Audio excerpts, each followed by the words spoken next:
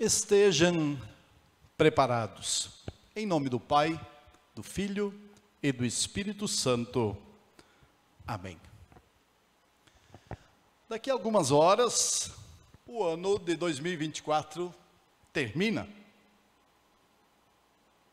Como você está se preparando para a virada? Como você quer iniciar o novo ano? Quais são suas expectativas? Que promessas você já fez? Ou pior, quais são as crenças que você dá valor ou segue? Qual é a cor da roupa, da comida?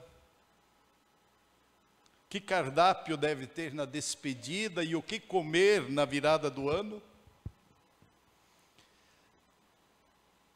Estamos vivendo um tempo onde estes assuntos estão presentes e entram em nossas casas. E para mostrar um pouco quanto essa expectativa da hora zero, ela é um pouco em vão, quero contar o que me aconteceu há exatamente 25 anos. Ou 24? 25. Dia 31 de dezembro de 99, naquela época havia muita expectativa, havia alguns anúncios, algumas profecias de que o mundo vai acabar no ano 2000, e lá estava eu, no dia 31 de manhã no escritório, preparando a mensagem do culto daquela noite. Quando eu ligo a televisão, ano novo no país tal, ano novo, fogos, me veio à mente, o mundo vai acabar no ano novo de qual continente? De que país? Sim, nós vivemos num universo que tem 24 fusos horários. Portanto, percebe-se imediatamente que crenças, crendices e até simpatias e outras coisas mais relacionadas ao horário perdem o sentido. E se for colocar o horário de verão, é quando mesmo que vai acabar? Irmãos, com isso eu quero refletir de que nós não somos o centro do tempo. E nós não estamos no comando dos detalhes da criação de Deus. O mundo criado por Deus e por Ele governado é muito mais amplo do que o espaço que nós ocupamos e onde nós vivemos. Há muitas coisas sendo governadas por Deus, enquanto as pessoas em um determinado lugar no tempo, por vezes tentam criar, imaginar, e mesmo assim crer na sua imaginação, como se isso determinasse um destino, um futuro, ou até mesmo algo espiritual. Nós não somos os únicos habitantes da terra, e este não é o único local que vai celebrar a virada do ano. Não são as crenças, e nem mesmo a nossa própria fé, que determinam o fluxo da história que Deus comanda. Por isso é oportuna a palavra do Evangelho de Lucas: estejam preparados. Estejam preparados. Jesus está falando com pessoas que creem nele, que o seguem, que pertencem ao seu reino. Ele está falando para nós, povo batizado e redimido. O povo de Deus é responsabilizado para um encontro. Deus conduz e governa, mas dá responsabilidades. Estejam preparados. E o texto do Evangelho traz uma história de que o patrão vai para uma festa de casamento e ele vai voltar. Mas ele não definiu a hora é incerta, mas o que é certo é que ele volte. E aqueles que o servem recebem uma ordem: estejam preparados para abrir a porta. Estejam preparados para abrir a porta. Porque há uma relação entre o patrão e o empregado. A responsabilidade do empregado com relação ao patrão. Veja que o texto não está falando dos empregados do vizinho. Não está falando de pessoas desconhecidas, mas de pessoas que têm uma relação. E isso tem algo importante para dizer a nós cristãos. Quando ele diz para nós estejam preparados, ele não está falando com incrédulos. Ele não está falando com pessoas que não sabem quem é o Senhor Deus. Ele está falando comigo e com você, que fomos batizados, pertencemos ao Senhor e estamos em uma relação de Senhor e servos. E recebemos a incumbência de estarmos alertas, vigiando, preparados. Estejam preparados porque a natureza pecaminosa quer mudar o foco. Facilmente nós perdemos o foco. Focalizamos naquilo que é secundário e perdemos de vista a essência da vida com o Senhor. O Evangelho não fala de um ano novo, nem mesmo de uma festa de Réveillon. O Evangelho trata de um novo tempo, de um novo céu. Ele nos revela um ensino comparando sim com um casamento. Não tem hora divulgada, mas o Senhor vai voltar. É preciso lembrar que em Apocalipse, especialmente, Jesus fala da igreja como noiva e do Cordeiro, o próprio Jesus, como noivo. Não podemos perder de vista nesse texto também essa relação, quando ele fala de uma festa de casamento, que ele está falando daquele que morreu na cruz e do povo que foi redimido. A vigilância necessária é comparada com a chegada de um ladrão. Se alguém souber a hora do ladrão chegar, vai estar vigilante. É surpresa. Por isso, a vigilância precisa ser constante. Trazendo isso para o campo da nossa vida, e especialmente deste fim de ano, desta virada de ano, o que é que vocês andaram lendo no WhatsApp e no Facebook sobre crenças, sobre o que vai acontecer, sobre como se preparar e assim por diante? Há muitos falsos ensinamentos. Há crendices populares e nós mesmos, por vezes, desanimamos na vigilância sobre as coisas de Deus.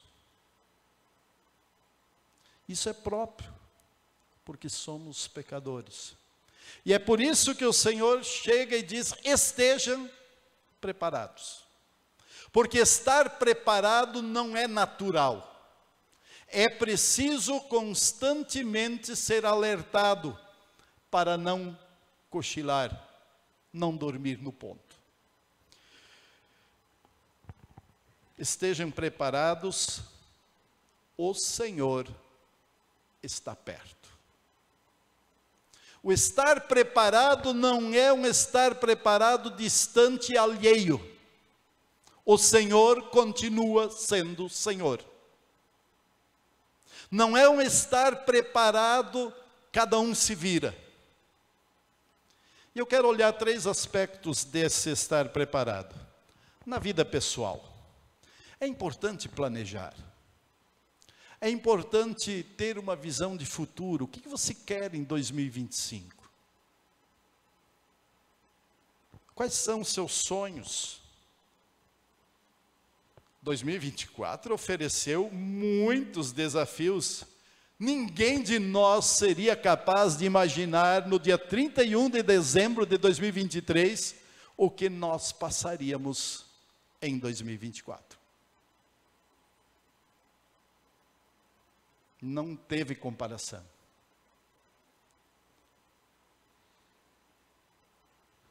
Mas a palavra de Deus já dizia, desde os outros tempos, estejam preparados. E o Senhor esteve perto. Esteve conosco. Celebrar com alegria e gratidão é parte desta noite de fim de ano. Mas em meio a todas as celebrações, tradições, deixemos Deus ser Deus. O que eu quero dizer com isso? Que a comida, que a roupa não ocupe o espaço de Deus. Que crenças sobre sorte ou azar não se coloquem no lugar daquele que governou o passado, governa o presente e tem o futuro em suas mãos. O Deus da história, do tempo, do universo, Ele estendeu, estende e continuará estendendo a sua misericórdia sobre todos nós. Durante este ano, muitas pessoas encerraram sua jornada neste mundo. Nós estamos aqui. Estejamos preparados porque não sabemos a extensão da nossa jornada, mas sabemos que ela terá um fim. Não precisamos viver com medo do futuro. O desconhecido ou mesmo a morte não precisam nos causar pânico, porque todos esses episódios serão enfrentados com o Senhor, pois Ele permanece o Senhor de nossas vidas. Estejam preparados. O preparo diante de Deus se dá por meio da fé. A fé nos torna pertencentes a Deus. A fé nos traz esperança. É a fé que se apropria daquilo que Deus tem preparado para nós. Olhando para o texto do Evangelho, a fé é o que mantém a lamparina acesa. A fé é o que deixa estes empregados acordados, vigilantes. A fé é o que vigia a porta para não ser pego de sobressalto. A fé é quem aguarda a volta de Jesus Cristo para o dia glorioso da ressurreição. Mas nós não somos pessoas isoladas. Portanto, estejam preparados em família. A fé em Jesus nos torna parte do corpo de Cristo. E esse corpo tem uma manifestação toda especial na vida em família, onde a palavra de Deus quer guiar o nosso viver. Quer ser a base das decisões e da própria esperança. E mais à frente, nos preparar para o encontro final com o Senhor. A família é a nossa primeira congregação, onde altar ao Senhor quer ser o centro, onde a Bíblia não quer ser enfeite de estante, mas um manual aberto para conduzir decisões e esperanças. O mundo, ele busca colocar o ser humano no centro, e com isso destrona Deus e sua soberania, inverte os papéis onde o ser humano é posto como aquele que pode exigir que Deus faça coisas. Deus não precisa de exigências humanas, porque Ele que criou, permanece com o seu olhar amoroso e a sua misericórdia estende bênçãos sobre tudo o que criou, até mesmo o ser humano que não acredita nele. Esse é um ponto que às vezes nós não refletimos. Deus permite até mesmo que os que blasfemam contra Ele vivam e tenham momentos de alegria, de progresso, prosperidade. Deus não depende da fé das pessoas para ser Deus. Ele é Deus. Mas aqueles que creem, a sua misericórdia é abundante e preenche o coração e nos move a alegre manifestação de fé e esperança. Por fim, eu disse que eu ia pontuar 3 coisas. Estejam preparados como igreja, povo de Deus. Nós aqui somos indivíduos, nós somos diversas famílias e nós somos igreja. A igreja não pode viver a minha fé. A igreja não pode ser cristã por mim. Eu preciso crer. Eu preciso viver a fé cristã em família. E junto com famílias formamos a igreja onde nós, unidos, somos o povo de Deus. Mas não basta ser cristão no culto. Não basta ser cristão em momentos. É preciso ser povo de Deus em todos os lugares onde Deus nos coloca. Ser igreja, o povo de Deus, implica em ser cristão individual, cristão na família e na vida relacional com toda a sociedade. A salvação é individual, mas a minha fé me coloca dentro de um ambiente maior, a igreja, onde a minha vida tem implicações na sua vida.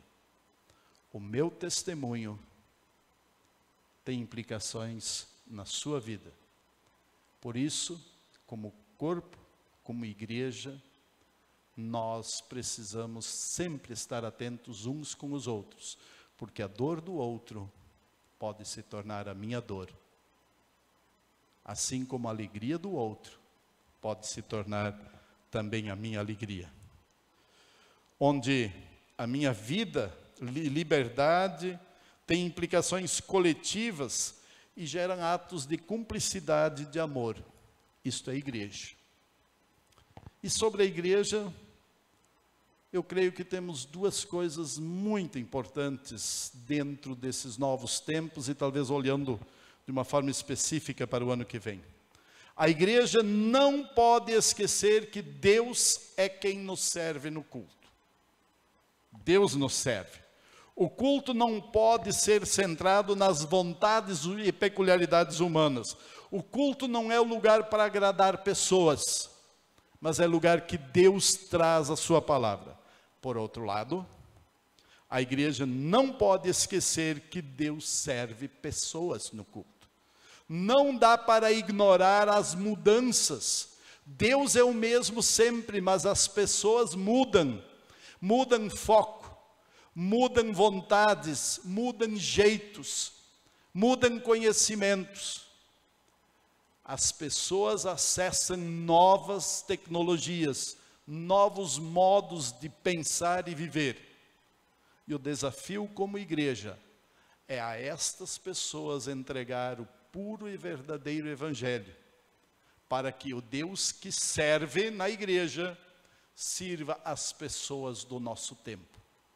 E neste desafio precisamos ser rápidos, porque as mudanças são muito rápidas. Pastor Geraldo pode lembrar que 2019, em março, eu fui a São Paulo num curso, e esse curso trazia a Igreja do Futuro, e um pequeno vídeo de 1 minuto. Como será o culto no futuro?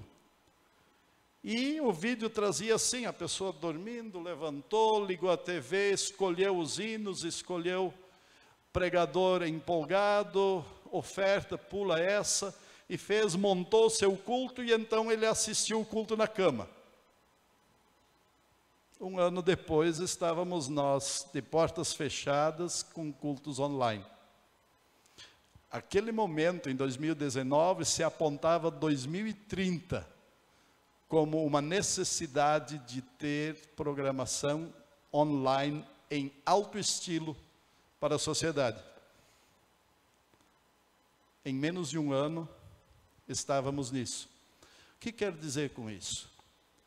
Precisamos ler o que está acontecendo ao nosso redor, para que aquilo que nós lemos sempre possa ser pregado a este mundo, a este momento e a este século.